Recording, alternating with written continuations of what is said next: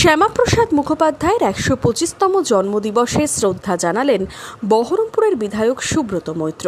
৬ই জুলাই রাজ্য জুড়ে বিভিন্ন কর্মসূচির মধ্যে দিয়ে পালিত হচ্ছে শ্যামাপ্রসাদ মুখোপাধ্যায়ের জন্মদিবস।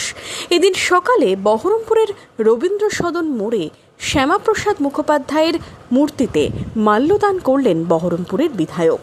একদিকে ভাষাবিদ, একদিকে ব্যারিস্টার, একদিকে প্রথম লোকসভার মন্ত্রী ছিলেন। বাংলাদেশ যখন অবিভক্ত পশ্চিমবঙ্গের মধ্যে ছিল, সেই সময় আমাদের সনাতনী সংস্কৃতির মানুষদের উপরে যেভাবে অত্যাচারে নেমে এসেছিল তার বিরুদ্ধে তিনি প্রতিবাদ করেছিলেন এবং সাথে সাথে ভেবেছিলেন যে আগামী দিনের সুরক্ষিত থাকবে না এই সনাতনী সংস্কৃতির মানুষেরা। তাই পশ্চিমবঙ্গের আইনসভায় তিনি বিল এনে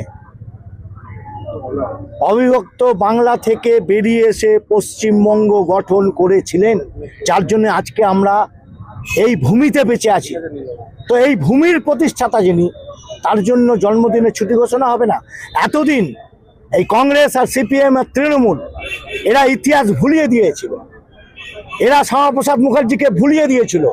তাই আগামী প্রজন্মকে জানাবার জন্য, আগামী প্রজন্ম যাতে জানতে পারে সঠিক ইতিহাস কি,